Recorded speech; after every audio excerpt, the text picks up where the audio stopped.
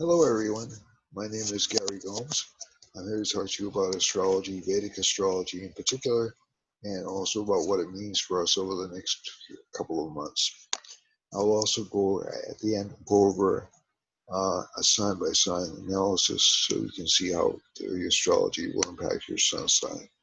Vedic astrology sun signs are a little bit different from Western sun signs in that they go back almost one entire sign. There's a 23-degree difference, 23 to 24-degree difference between them.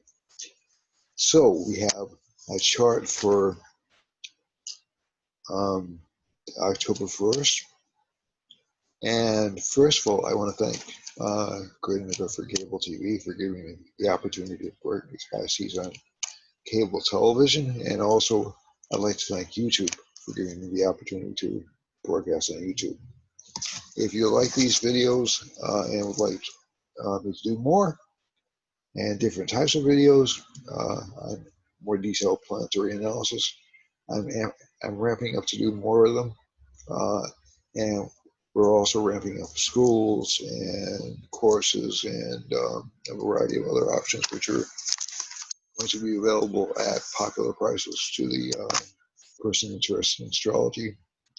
I've been an active astrologer for 30 years. In November, it'll be 30 years. And I think I have a good deal of knowledge to share with everyone. And so give me a thumbs up if you like the video. Share the video with as many people as you can. I'd like to get the subscription numbers higher, just to be honest with you, so we can promote more of good knowledge. And we have an entire cadre of really great astrologers that I'm going to be interviewing, and also international personalities in the astrological community and otherwise over the next few months. So it looks like it's an exciting time to be involved with the channel. But again, give me a thumbs up, hit that bell. Subscriptions make everything possible, and eventually I want to turn this into one of the most powerful astrology channels on the internet. But I want to also provide you with information that you want and can use. So also we have expansions of going to other, are interested in going to other channels, like a music channel, maybe even a meditation channel or an entertainment channel. So I'm not closed off to anything, to be honest with you. That having been said, let's look at the chart for October 1st. Now, as we look at these particular charts, these charts are essentially, as you know, just a snapshot in time. And it's an arbitrary snapshot because a lot of planetary motions don't happen around the 1st of the month or around the 30th of the month. They don't happen according to a regular calendar. They happen when the planets decide to change direction or when they change signs, and it doesn't always go by an official calendar. Nonetheless, when we look at a specific time, we can lock in what's called a horary chart or a Prashna chart for that particular point in time. And this allows me to compare the positions of the planets for that month. It allows me to pull up an astrocartography screen. Astrocartography is essentially a methodology where you actually look at the locations of the planets over specific geographical areas.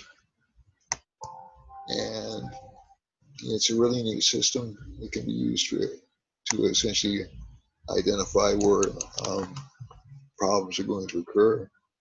Let's do one thing. Hold on. Yeah, that's right. I need to close that.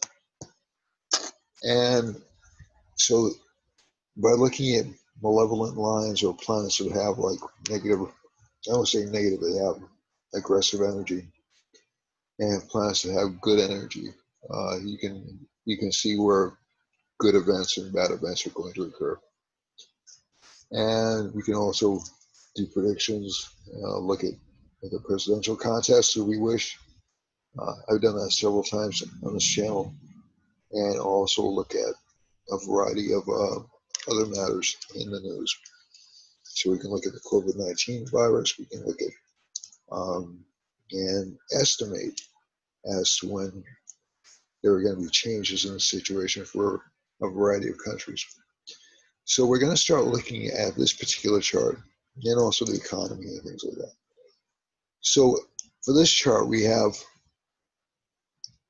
a pretty interesting chart. This is my birthday chart, by the way. It's not my specific birthday chart, but I was born October 1st, so these are the planets when my solar return comes in. And essentially, the chart and solar returns are a different kind of astrology, so we're not going to talk about those right now. But basically from the chart, we have the sun is in Virgo as of October 1st. As I said, the Indian astrological calendar is different from the Western astrological calendar. And the sun sits in the first house, and you have actually a nice phenomenon happening surrounding the sun. You have Venus and Mercury surrounding the sun. So that's, in Indian astrology, that's a combination called a scissors yoga. They call it a Katara yoga, and it's technically a Shubha Katara yoga. Shubha means good, okay, favorable, happy. So Shubha, beneficial. So Venus being a happy planet or a giving planet, Mercury being a happy planet or a giving planet, is pretty well placed in this particular. The sun is not a happy planet, but it's surrounded by two happy planets. So the sun will be actually pretty happily placed during this time. What does that mean in plain English? Well, the government will do good things for you during this particular period of time. So I was talking this past week, and I was looking for stimulus package news, and we received some good stimulus package news today. And that was right after Venus moved into this particular sign, into Leo. And it looks like they're going to reach an agreement. Also on this particular day, around October 1st, so I want to draw your attention to a couple of other things before I go on to this particular chart. Saturn just went direct. Mercury is going to go retrograde very shortly, but Saturn just went direct. And that means a lot of backlogged work will get done. Even if you don't feel so good, I'm not feeling so great right now, but a lot of backlogged work will get done. And you'll also see a lot of concrete ideas being brought together because Saturn is aspecting Mercury. That's good. You'll have a lot of concrete literary things. So the other thing is Saturn's aspecting the moon, so people are going to feel a lot of responsibility, a lot of pressure to apply themselves and actually complete things. So that's actually good. It doesn't feel great, to be honest with you. It feels kind of heavy. You know, it feels like you, and I don't mean heavy in a 60 sense, I mean it feels like you have a lot of stress on you. But it's actually good because it does force you to get things done. And the sun, and so Saturn will turn direct on September 29th after this is being made at September 28th. So last week you probably started to feel the effects of Saturn slowing down. So it's just sort of like cause people to get a focus and start saying, I have to get serious about what I have to get done. I have to make sure I complete my tasks. I have to make sure that I get everything done I promised I was going to get done. So that's going to be pretty important for a lot of folks out there who have a lot of backlog assignments and they'll want to get moving on those kinds of things. And I'm clicking around just to make sure something is happening. Excuse me 1 second.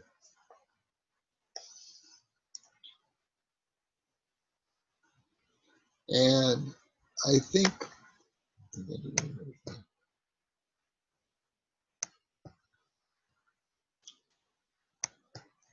I'm not sure we're recording because yesterday we weren't recording.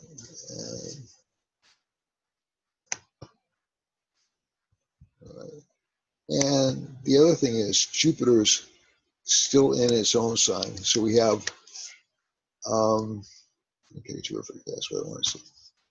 Okay, all right. So I just wanted to make sure we were recording because yesterday I spent an entire hour and we weren't recording. And Jupiter is in its own sign in Sagittarius, so there'll be a lot of aggressive energy. Jupiter's aspecting Mars, so it's election season. We have a lot of energy built up. Mars is also aspecting Mercury. Now, Mars-Mercury aspects, and I'm going to say this in a way that I don't want people to feel like I'm insulting them if they have this combination in their chart.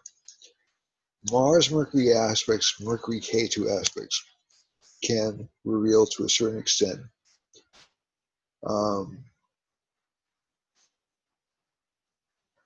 a very imaginative mind, or a mind which can make up things on the spot. So Mercury K2 is improvisational, so a person will think of things very quickly.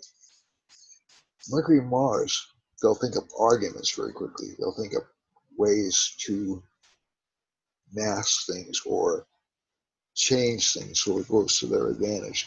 So what does that mean in plain English? Well, people, it's kind of a lawyer, actor, pretend combination. So a less charitable viewpoint of it is a combination for lying. That's not entirely correct. It's for essentially thinking quickly on your feet. So essentially, if you're a politician or a lawyer, you have to think extremely quickly on your feet. Does that mean it's a lie?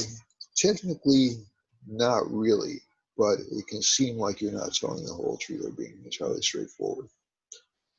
And so what happens right now is we're in the middle of an election season. This aspect seems extremely appropriate.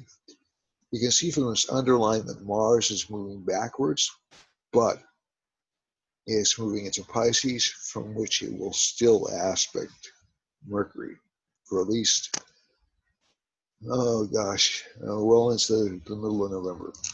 So what this technically means is we're going to have a lot of true and false claims flying back and forth. This is what we would expect during an election. This is not something that I would consider to be shocking, but because Jupiter's aspecting Mars, it's going to make the misrepresentations seem big or fraught with importance. And what I mean by that is essentially what will happen is things will be blown out of proportion because Jupiter is a very moralistic planet. It's a very it's a good planet. It expands things, but it also expands the aggressive tendencies connected with Mars. And it'll still be in an angle from Mars really until around November 12th or so. So it's going to be kind of the election is going to be really bathed in what I would call self-righteousness. That's really the only way I can put it. So we're going to have a lot of people saying so that's why we're getting a lot of this heat about this election is for the country's soul, and this election has huge stakes in this election. And every election has huge stakes. This is not putting those folks down who say that. Every election has huge stakes. But it doesn't necessarily, and it's also going to have Rahu's in its exalted sign right now. Rahu's essentially the planet connected for revolution. It's in the United States 6th house, so it'll make people very angry. And I would expect, no matter which side won, some kind of protests, some kind of acts of violence for a couple of months after the election. The election day itself, if we go to November 3rd, just quickly.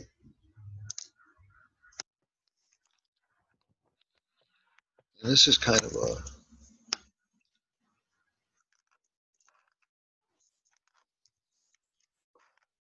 but I going to tell you, no matter what happens, and I'm just going to say this from the bottom of my heart, don't get too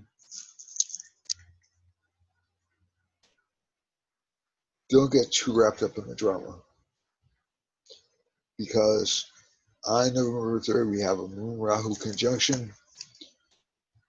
Everybody's going to be panicking. It's going to be an extremely confused election if it isn't already. But that Moon Rahu conjunction is going to be, people are going to be very, very confused and anxious and upset. And I'm not going to stand for this anymore. And it's really futile, because this conjunction will end within about 2 days. It's not worth, nothing is worth disrupting a country for. There are always things you can do, acts you can take. People can pass, Congress can pass laws to correct things. Okay. If you don't get the Supreme Court nominee you want, you can pass laws which will reframe an argument so that it's constitutional. It's not the end of the world if, number one, your candidate doesn't get in. Number two, you're the Supreme Court nominee you want to get in doesn't get in. Or number three, if the president you don't want to get in doesn't get in.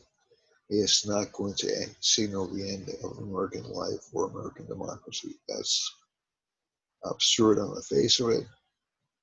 And there are always recourses or adjustments you can make.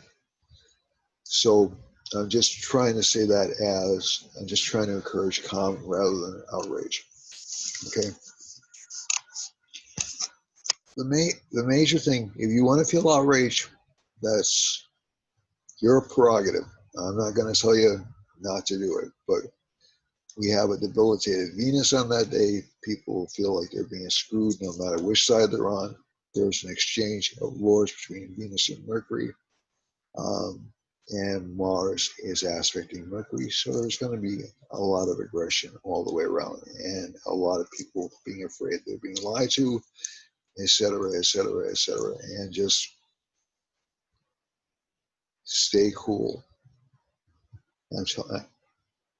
Just my personal advice as somebody who's seen a lot of elections and seen a lot of demonstrations. It's a crisis is what you make it. Okay, don't make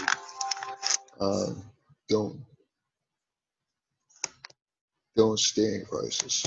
It's not healthy. Just my suggestion to you as a concerned observer.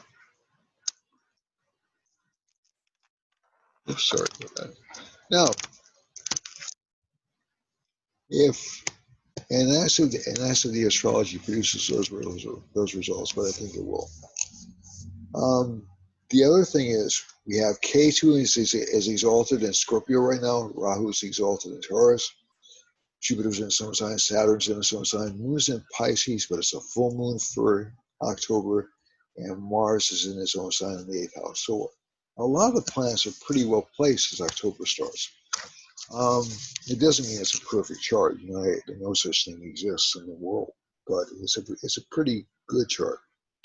So this will mean essentially some good acts on the part of government around the beginning of the year. There'll still be a feeling of restriction or confinement because Saturn's aspecting Mercury. And there'll still be a tendency towards panic because Rahu's in Venus' sign. And Rahu's Lord Venus goes to the 12th house. So you'll feel like we want to get these bumps out. We want to replace them with somebody new. That'll be the mentality for most of October. The other thing you look at, though, as well as the press is a Mercury SC.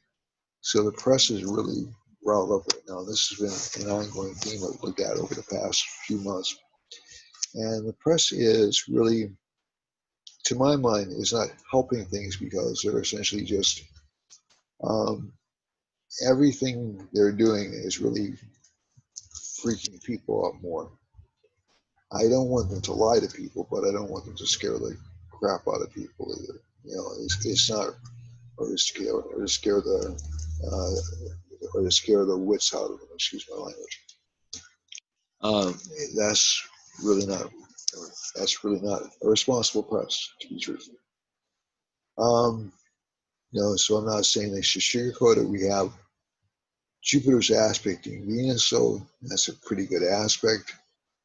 And there'll be a lot of good things that'll happen in October, mainly around, I think, around government payouts will get delayed a little bit, and also around discourse. But there will be a lot of shadiness from both parties, to be honest with you, in terms of the election and what they're choosing to explore. And Rahu's in the ninth house, so nobody. So essentially, basically, the gloves are off. You know, it's really, and like I said, it's really not just one side; it's both sides. The gloves are off. Pretty much either side will do what it has to do to win. So I'm not taking sides in this. I'm not saying one side is good, better, or worse than the other. But the United States is in a major planetary period, which will bring disruption roughly for the next 15 years. At the end of that period, the United States may look different. And I don't mean that physically. I don't mean in terms of like California will secede from the Union or anything like that. I mean, it'll look different. The profile of how we're governed, the responsibilities government takes on, all those things. They'll be different. We'll have a different kind of a system. And hopefully one that will shake up people and make them more accountable. The other thing is, because this particular transit you have, Mercury, Sun, and Venus are kind of involved in, it's really not a part of Varna Yoga, but they're sort of like linked together. So Venus is in the Sun sign is in Mercury sign, and Mercury's in Venus' sign. So they have this kind of a combination which is kind of artistic, kind of spiritual combination. So you'll see a lot more clarity around what the government's doing, hopefully over the next few months. There'll still be a lot of aggression. I mean, I'm not saying that'll go away, but you'll see a lot more clarity around what the government's doing. So I want to go ahead. So the major thing we want to look at is world events for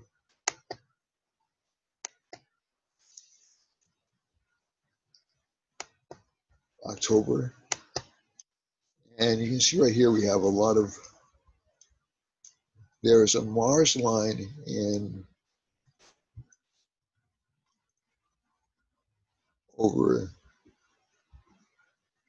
essentially Arizona, I'm sorry, New Mexico, and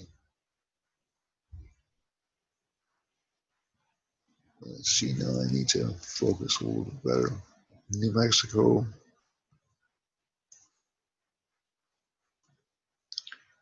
Wyoming, that part of the country. And and it looks like Montana. So that'll give some kind of difficulty between these states right here, like California to essentially Western Texas will be in for a tough time.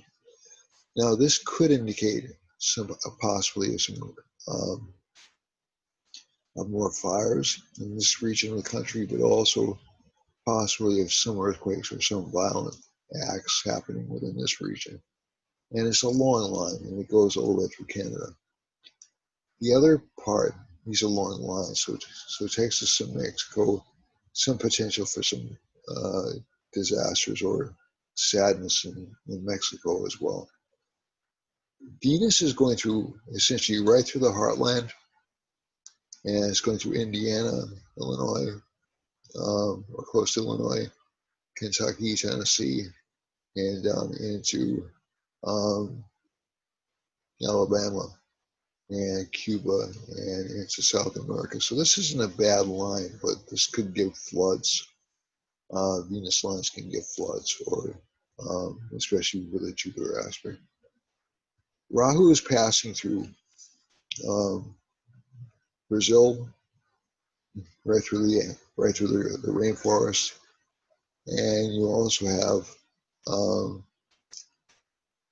a descending line of the moon going through basically the more populated parts of Brazil.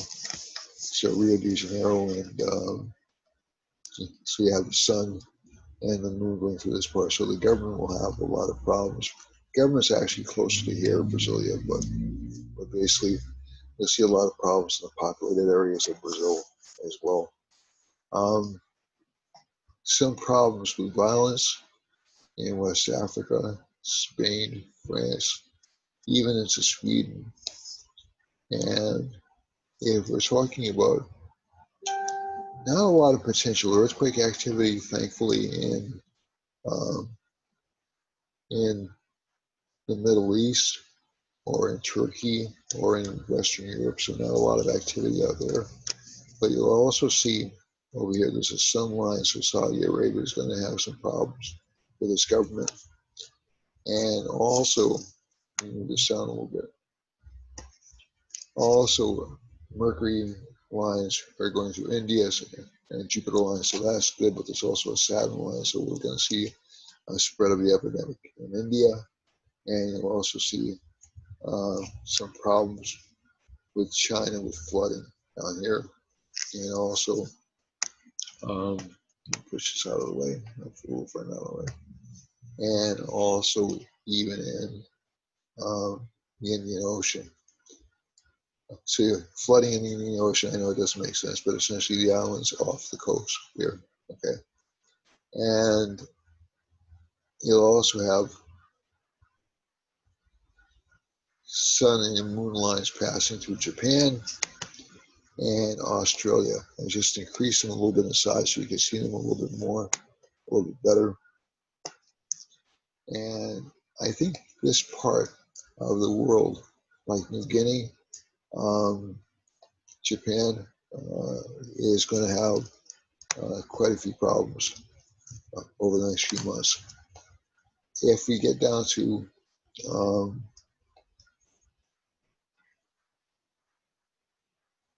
let's see if I can shrink it a little bit. There we go. That's a little bit better. Let's see.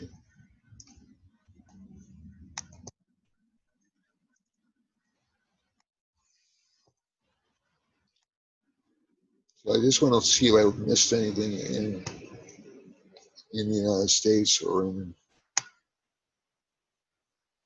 anywhere else. Right, so we have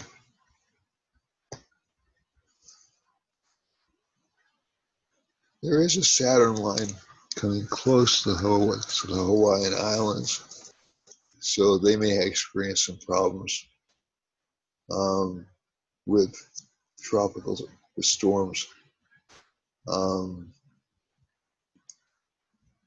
But it doesn't look like it's really, I mean, the main things I worry about are things like Rahu lines because they tend to cause a lot of disruption. So let me get out of this map right now. But if we go back over it, Guyana here, Brazil, I believe that's Paraguay. Paraguay and Uruguay will have some problems. And not really as much happening in Argentina, but Chile is susceptible to flooding. in certain parts. So let's get out of this, and we're going to go over to November.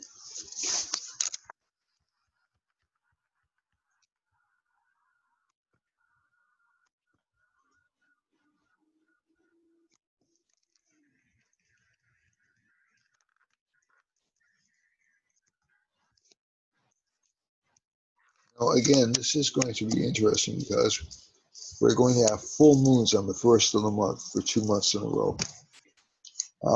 So a lot of people's energies are going to be pretty much at a peak when this happens.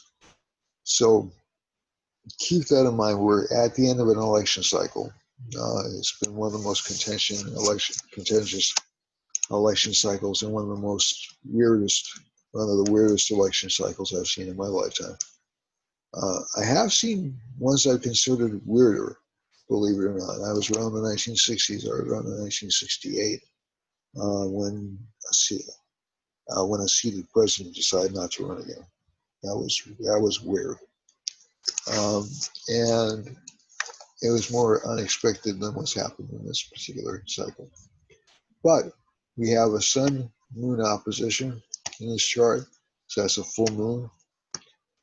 Sun's weak, so again, through some kind of weird kind of logic, we decide to. It's almost like, and this wasn't always election day, so keep in mind November 3rd wasn't always election day, but there's some kind of a logic in which the United States elects its presidents on days when the government is weak. We collect our taxes when the government's strong, like around April 15th. That's when the sun's exalted. But we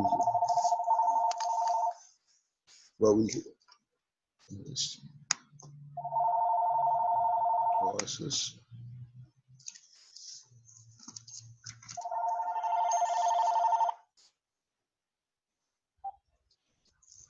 Hi, Carol. Can I get back to you in about half an hour? Hello?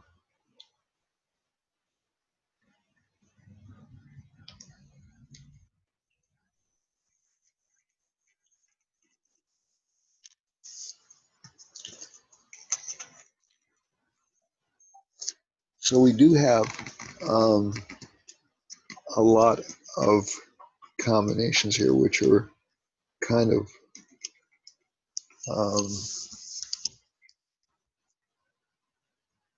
tricky because the moon is in a kind of an aggressive nakshatra. Nakshatras are little mansions that surround the zodiac. And this is in what's called Kritika, or a cutting nakshatra. And it'll make the populace angry. Mars is in the 6th house. This is the 4th house of the United States chart. Jupiter is still in the 1st house in the United States chart, which I think is interesting as it ever reversed.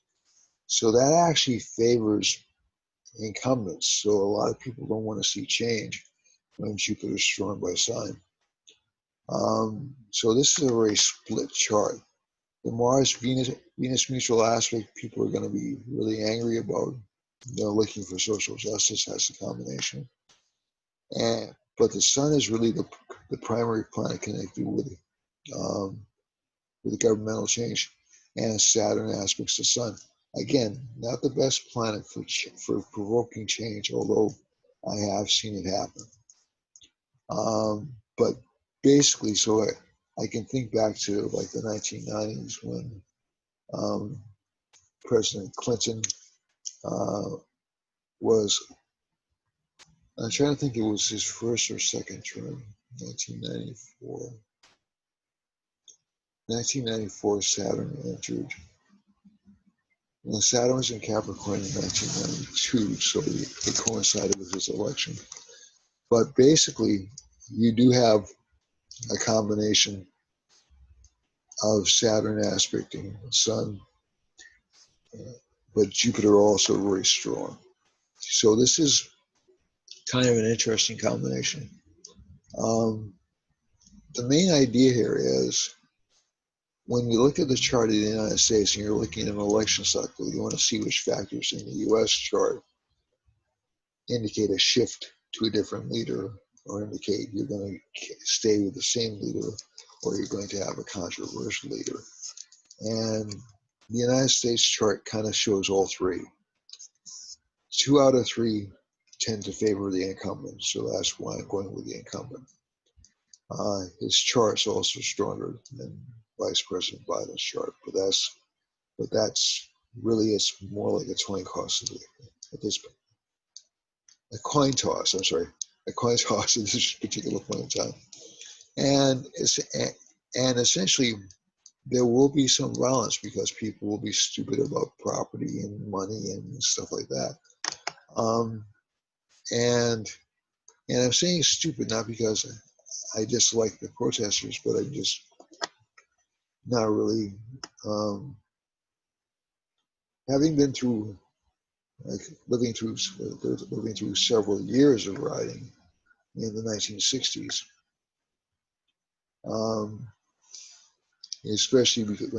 especially when people were unemployed, which was the primary reason for the rioting. Now, again, there were social protests, but basically people weren't occupied, and so that was one of the reasons. I won't say it was the sole reason, but basically you have this kind of a, and it was also during a K2 Mahadasha. The United States was in a K2 Mahadasha in the 1960s, so it was much more anarchic in the 1960s. People are doing this in an attempt to gain power because it's being done during a Rahu Mahadasha. People are doing this in order to gain something or achieve something. So whenever you see a combination like this, you have Mars aspecting the Sun, Mars aspecting Venus, Mars aspecting Mercury. So the lies are still there. The lying on both sides is still there. Mars is aspecting the 9th house in the chart. So there'll be some violence against leaders. Jupiter is aspecting the Moon, though. That's a preservational pattern. Jupiter is also aspecting, this is not really a rising sign, so we're going to ignore that. But it's also aspecting Leo, which is, seated power. That's Trump's rising sign. It's also aspecting, and it's in the second from Joe Biden's house. So this is not quite so good for Joe, and a little bit better for Donald. But we'll see what happens.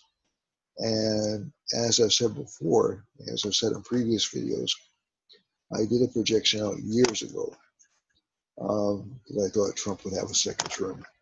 This doesn't mean I'm married to that prediction because I know that I have limited capabilities, and any astrologer, to my mind, any astrologer should realize they have limited capabilities. That we're not going to be infallible all the time. We look at the data and interpret it as best we can, and wherever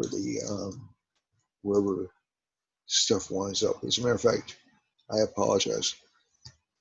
The moon is not in Kritika; it's in Bharani Nakshatra, which is a Venus ruled nakshatra. So, what that means in plain English is that there'll be some death or some destruction, but also rebirth around this particular time in terms of the election. So as I said, I think it just tends to favor the incumbent more so than the challenger.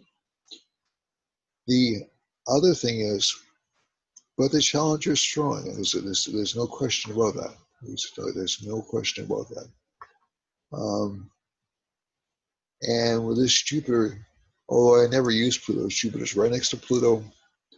A lot of Western astrologers are looking at that and saying that's one of the reasons why the United States is in such disarray. And I have no reason to disbelieve them from a Western astrology standpoint. From an Eastern astrology standpoint, I would look more at Rahu and Ketu. That's just the way that I roll. And so the structure of the government is under attack. That's true. Mars is aspecting the Sun. But these aspects of Mars to the Sun are relatively common. They're not all that unusual. Moon is aspecting the Sun. It's a full moon. Rahu is exalted. the Lord Rahu is debilitated. If we go into the Navamsha chart, Venus is between exalted and own sign, so that doesn't cancel the debilitation of Venus. So there are rules for this. But Venus's exchanges signs with Mercury, that does cancel Venus's debilitation. So what does that mean in plain English? It tends to favor this particular sign. So there will be change, will be disruption, but I still think the incumbent will prevail. We'll see. We'll know within a few weeks. The other thing is, for the world overall, governments will be threatened in a variety of places, not just the United States. You'll see demonstrations and riots, and we'll talk about where those will happen. Saturn is aspecting Mars, so everybody will expect a certain amount of perfection that nobody can possibly achieve. Jupiter is aspecting the Moon. People will want change. So let's see where this will happen. Yeah, I need to shrink this chart down.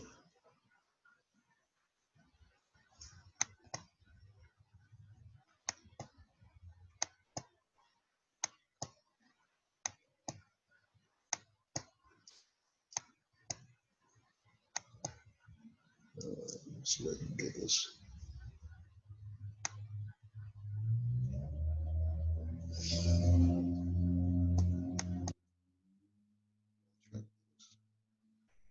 Let's just zoom out.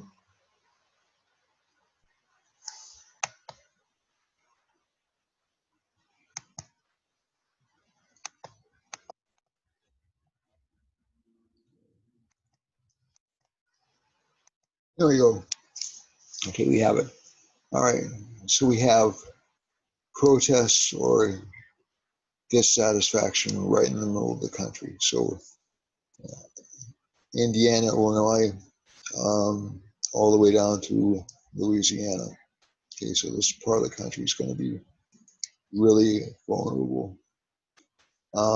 Venus is debilitated. There'll be a lot of unhappiness on the eastern seaboard. Moon is in, so there'll be some disruption on the west coast as well. If we're looking at potential problems with other governments during this month, we see that Mars is going through, like straight through Brazil. So Brazil is going to have a heck of a time of it over the next month or so. Also, there'll be some threats to the leadership in Brazil. Rahu is passing right through Greece, right through Russia. So some disruption is due in Russia.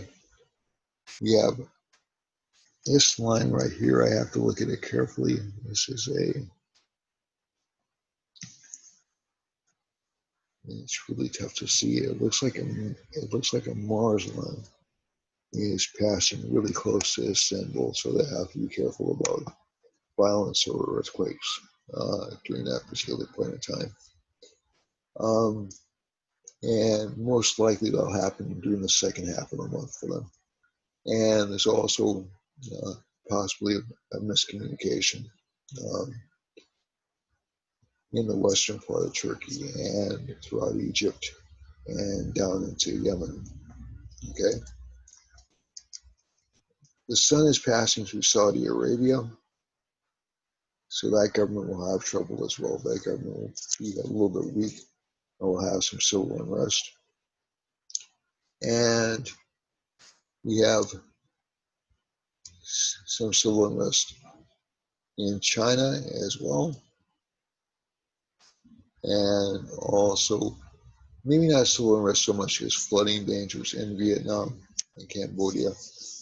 And a Rahu line is going through, like, essentially through eastern India. So we can expect to see some kind of border tension in eastern India, probably around again around September 15th.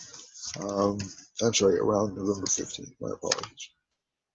Mars is passing through the Philippines and it's passing through Australia. So, and Saturn's passing next to Japan. So Japan should have some problems as well. So these are overall general tendencies we can look at from the birth map. And let's see what this will mean for different signs. So we go back to October and just start looking through the chart for October. So a lot of signs are better positioned in October than they are in November. So essentially, we start with Aries. Aries will have a kind of an aggressive month, a kind of month when they get a lot of things done, Aries Sun. And that'll change and they'll complete a lot of things by November 1st. They'll actually get a lot of things done. Also, career-wise, it'll be a good time for them. Relationship-wise, it'll be a reasonably good time for them. Although they will have some fear about relationship partners, lying to them, misrepresenting themselves to them. But overall, their luck is going to be good. Their career life is going to be good. They're going to have relatively good luck and be able to recover some losses they've experienced over the past couple months. Taurus has Rahu in the first house, so they'll want to have a lot of success, a lot of fulfillment of ambitions. No matter how much they get, they're going to want more. So this is May 15th through June 15th. And K2 indicates relationship life will be a little bit troubled or spoiled for Taurus. It won't last all that long, but this is a trying time for people who have Sun in Taurus or Sun in Scorpio, because relationships will seem to be really difficult to maintain. Relationship partner will seem not to care that much. Will be a little bit distant, and that's going to be a little bit rough for them. A lot of people break up marriages during Rahu K2 transits, so career-wise, they're going to do fine. Their luck is good. They'll even get unexpected money, Tauruses. Gemini is going to do pretty well in terms of overall luck. They'll have a relatively lucky year. Children will be a focus, and home life will be good. They'll still be a little bit unhappy with their relationship life in November, but October they'll have a relatively happy relationship life, and their confidence will go down a little bit in November, or almost in November. But they will get relationship opportunities, relationship options will open up to them, and also financial and career options will open up to them, as well as financial gains. For a Cancer, Cancer has Venus in the third house, Sun in the fourth, K2 in the fifth, Jupiter in the sixth. So this is, and Moon. So this sign is going to be changing careers. Entire focus is going to be on changing career. They'll start to get famous friends. They'll have to do a lot of work on their own. Relationship life will be a little bit of a burden for them, as it has been for a while, and will continue to be for another couple of years. And you'll also see Sun and Mercury indicates they'll be interested in changing their home or moving, or trying to at least redecorate their home, because they'll be unhappy with it. For Leo, Leo has Venus in the second house. That's August 15th to September 15th. And that particular sign will have, Leo is August 15th through September 15th. I was right. They'll have some failure of nerve. They won't feel as courageous as they normally will in November. In October, they'll be fine, but in November, they'll be a lot of their courage will go away. And they may be prone a little bit to injuries. They'll have to watch out for like hand injuries and things like that. Venus is in the second house. They'll probably bring in a lot of money. K2's in the fourth house, so they probably won't be home as much. Jupiter's in the fifth house, a lot of attention on children. Saturn's in the sixth. They'll have some minor opposition at work and also some relationship problems because of Mars in the eighth house. Moon will be in the ninth house, and so that'll be good for their career and their fame with Rahu in the 10th. Virgo has essentially, um, Venus is in the first house, so they'll be a little bit obsessed with relationships. A very passionate time for the sign over the next couple of months between October and November. Sun and Mercury are in the second house, so again, some lack of confidence with money matters. K2's in the third.